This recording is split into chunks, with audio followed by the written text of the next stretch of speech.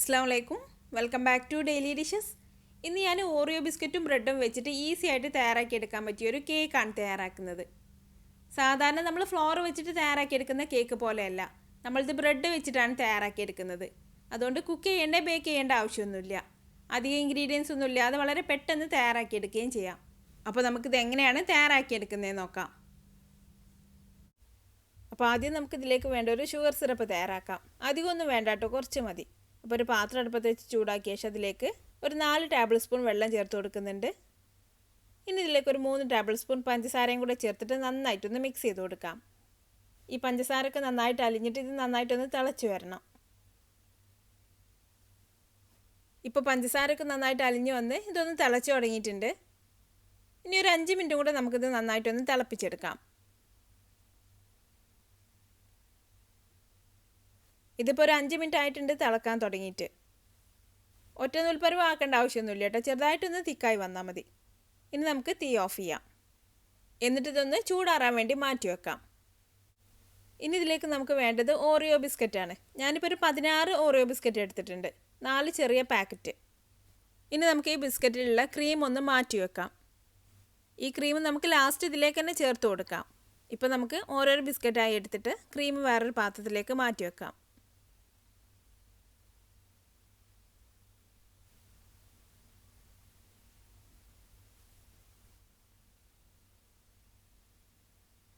ഇപ്പോൾ ബിസ്ക്കറ്റിലുള്ള ക്രീമെല്ലാം ഞാൻ മാറ്റി വെച്ചിട്ടുണ്ട്.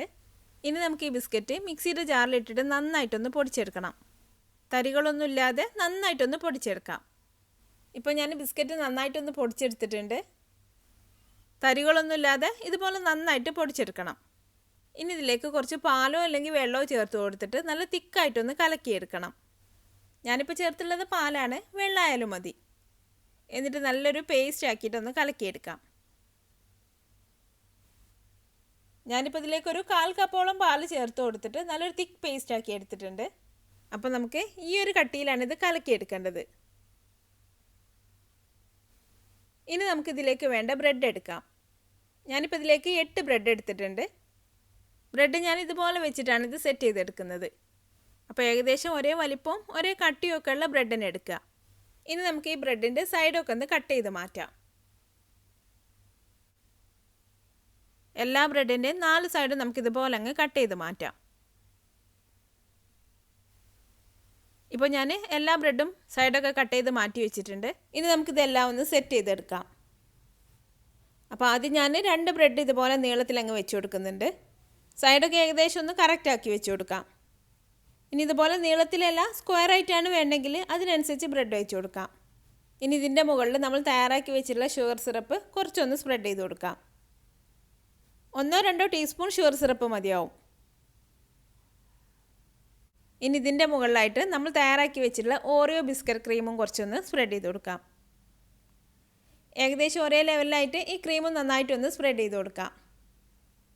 ഈ ബ്രെഡ് നീങ്ങി പോവാതിരിക്കാൻ വേണ്ടി നമ്മൾ സാധാരണ കേക്കൊക്കെ ചെയ്യുന്ന പോലെ കുറച്ച് ക്രീം, ഈ ബിസ്ക്കറ്റ് ക്രീം മതി ഈ ബ്രെഡിൻ്റെ താഴെ ആക്കി കൊടുത്തിട്ടുണ്ടെങ്കിൽ ബ്രെഡ് ഇങ്ങനെ നീങ്ങി പോവാതെ ഒട്ടിയിരുന്നോളും. അപ്പോൾ നിങ്ങൾ ചെയ്യുമ്പോൾ ഇതിൻ്റെ താഴെ കുറച്ച് ക്രീം ആക്കി കൊടുത്താൽ മതി, അപ്പോൾ അതങ്ങ് ഒട്ടിയിരുന്നോളും. ഞാനിപ്പോൾ ഇതിൻ്റെ താഴെ ക്രീം ആക്കിയിട്ടില്ല, അതുകൊണ്ടാണ് ഇതിങ്ങനെ നീങ്ങി പോകുന്നത്.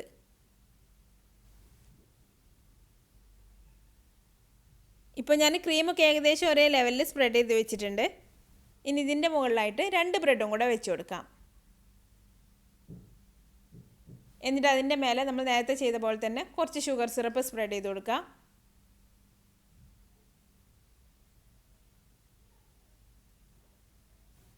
പിന്നെ നേരത്തെ പോലെ തന്നെ കുറച്ച് ബിസ്ക്കറ്റ് ക്രീം, അതും ഏകദേശം ഒരേ ലെവലിൽ തന്നെ സ്പ്രെഡ് ചെയ്ത് കൊടുക്കാം. വേണമെങ്കിൽ നമുക്ക് ഇതിൻ്റെ ഇടയിൽ കുറച്ച് നട്ട്സോ അല്ലെങ്കിൽ നട്ട്സ് കാരമലൈസ് ചെയ്തെടുത്തിട്ടൊക്കെ ചേർത്ത് കൊടുക്കാം. അപ്പോൾ അത് കുറച്ചും കൂടെ ടേസ്റ്റി ആയി കിട്ടും. നമ്മളിത് വളരെ സിമ്പിളായിട്ട് കുറച്ച് ഇൻഗ്രീഡിയൻസ് വെച്ചിട്ടാണ് ചെയ്യുന്നത്. ഇനി നമുക്ക് അടുത്ത ലെയറും ഇതേപോലെ തന്നെയാണ് ചെയ്യാനുള്ളത്. അപ്പോൾ ഞാൻ എല്ലാ ലെയറും ഇതുപോലെ ബ്രെഡും അതിൻ്റെ മുകളിലായിട്ട് ഷുഗർ സിറപ്പും പിന്നെ അതിന് മുകളിലായിട്ട് ബിസ്ക്കറ്റ് ക്രീം വെച്ചിട്ട് റെഡിയാക്കി എടുത്തിട്ടുണ്ട്. ഇനി ഏറ്റവും മുകളിലായിട്ട് നമുക്ക് ഈ ബിസ്ക്കറ്റ് ക്രീം വെച്ചിട്ട് മുഴുവനായിട്ട് കവർ ചെയ്തെടുക്കണം. സൈഡിലൊക്കെ ഈ ക്രീം സ്പ്രെഡ് ചെയ്ത് കൊടുത്തിട്ട് മുഴുവനായിട്ട് ഈ ക്രീം വെച്ചിട്ട് അങ്ങ് കവർ ചെയ്തെടുക്കണം. ഇപ്പോൾ ഞാനിത് മുഴുവനായിട്ട് ക്രീം വെച്ചിട്ട് കവർ ചെയ്തെടുത്തിട്ടുണ്ട്. ബ്രെഡിൻ്റെ വലിപ്പത്തിൽ കുറച്ച് വ്യത്യാസം വന്നിട്ടുണ്ട്. അതുകൊണ്ട് ഒരു സൈഡ് കുറച്ചൊന്ന് ചെരിഞ്ഞിരിക്കുന്നുണ്ട്. ഇതിന് നമ്മൾ കട്ട് ചെയ്തിട്ടല്ലേ എടുക്കുക, അപ്പോൾ കുഴപ്പമൊന്നുമില്ല. പിന്നെ നമ്മളിതൊന്ന് ഡെക്കറേറ്റ് ചെയ്തെടുക്കുമ്പോൾ ഇത് അറിയൊന്നുമില്ല കേട്ടോ. ഇനി ഇതൊന്ന് സെറ്റായി വരാൻ വേണ്ടി ഒരു അരമണിക്കൂർ ഫ്രീസറിൽ വെച്ച് കൊടുക്കാം. കേക്ക് ഫ്രീസറിലേക്ക് മാറ്റിയ ശേഷം പിന്നെ നമ്മൾ ബിസ്ക്കറ്റിൽ നിന്ന് മാറ്റി വെച്ചിട്ടുള്ള ഈ ക്രീം ഒരു സ്പൂൺ വെച്ചിട്ട് നന്നായിട്ടൊന്ന് ഉടച്ചെടുക്കാം. ഈ ക്രീം വെച്ചിട്ടാണ് നമ്മൾ ഈ കേക്ക് ഡെക്കറേറ്റ് ചെയ്യുന്നത്. നമുക്ക് ഇഷ്ടമുള്ള രീതിയിൽ ചെയ്യാം കേട്ടോ. കുറച്ച് പാൽ ചേർത്തൊന്ന് മിക്സ് ചെയ്ത് കൊടുത്തിട്ട് നമ്മൾ ക്രീം വെച്ചിട്ട് കേക്കൊക്കെ ഡെക്കറേറ്റ് ചെയ്യുന്ന പോലെ പൈപ്പിംഗ് ബാഗിലാക്കിയിട്ട് നമുക്ക് പറ്റുന്ന രീതിയിലൊക്കെ ഡെക്കറേറ്റ് ചെയ്തെടുക്കാം. ഞാനിപ്പോൾ ഇതിലേക്ക് 1 ടീസ്പൂൺ മിൽക്ക് പൗഡറും കൂടെ ചേർത്തൊന്ന് മിക്സ് ചെയ്ത് കൊടുത്ത ശേഷം കൈ വെച്ചൊന്ന് കുഴച്ചെടുത്തിട്ട് അത് വെച്ച് ചെറിയ ചെറിയ ബോൾസ് ആക്കി എടുത്തിട്ട് അത് വെച്ചിട്ടാണ് ഇത് ഡെക്കറേറ്റ് ചെയ്തെടുക്കുന്നത്. ക്രീം മാത്രമാണെങ്കിൽ നമ്മളിത് മിക്സ് ചെയ്തെടുക്കുമ്പോൾ ഭയങ്കര സോഫ്റ്റായിട്ട് കയ്യിലൊക്കെ ഒട്ടി പിടിക്കും. അപ്പോൾ ഇത് കുറച്ചൊന്ന് ഹാർഡായി കിട്ടാൻ വേണ്ടിയിട്ടാണ് നമ്മളിതിൽ മിൽക്ക് പൗഡർ ചേർത്ത് കൊടുത്തിട്ടുള്ളത്. ഇപ്പോൾ ഞാനിതൊന്ന് കുഴച്ചെടുത്തിട്ടുണ്ട്. ഇനി ഇതൊന്ന് ഇതുപോലെ ചെറിയ ചെറിയ ബോൾസ് ആക്കി എടുത്തിട്ട് കൈ വെച്ചിട്ട് ഒന്ന് പ്രസ് ചെയ്ത് കൊടുക്കുന്നുണ്ട്. ഇങ്ങനെ പല വലിപ്പത്തിലെടുത്തിട്ടാണ് ഞാൻ ഈ കേക്കിന് മുകളിൽ വെച്ച് കൊടുക്കുന്നത്. ഇങ്ങനെ ആകുമ്പോൾ നല്ല എളുപ്പമാണല്ലോ, എല്ലാവർക്കും ചെയ്യാനും പറ്റും.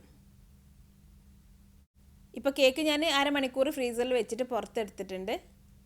ഇപ്പോൾ ഇത് നല്ല സെറ്റായി വന്നിട്ടുണ്ട്. ഇനി നമ്മൾ തയ്യാറാക്കി വെച്ചിട്ടുള്ള ക്രീം വെച്ചിട്ട് നമുക്കിതൊന്ന് ഭംഗിയാക്കി എടുക്കാം. പല വലിപ്പത്തിലുള്ള പൊട്ടുകളായിട്ട് മുകളിലും സൈഡിലും ഒക്കെ വെച്ച് കൊടുക്കുന്നുണ്ട്. ഇപ്പോൾ ബ്രെഡും ഓറിയോ ബിസ്ക്കറ്റും വെച്ചിട്ട് വളരെ ഈസി ആയിട്ട് തയ്യാറാക്കി എടുത്തിട്ടുള്ള കേക്ക് റെഡി ആയിട്ടുണ്ട്. ഇനി നമുക്കിതൊന്ന് കട്ട് ചെയ്ത് നോക്കാം.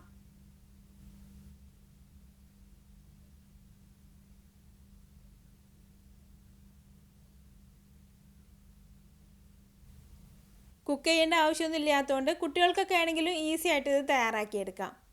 പിന്നെ ഓറിയോ ബിസ്ക്കറ്റൊക്കെ ആകുമ്പോൾ കുട്ടികൾക്കൊക്കെ നന്നായിട്ട് ഇഷ്ടമാവുകയും ചെയ്യും.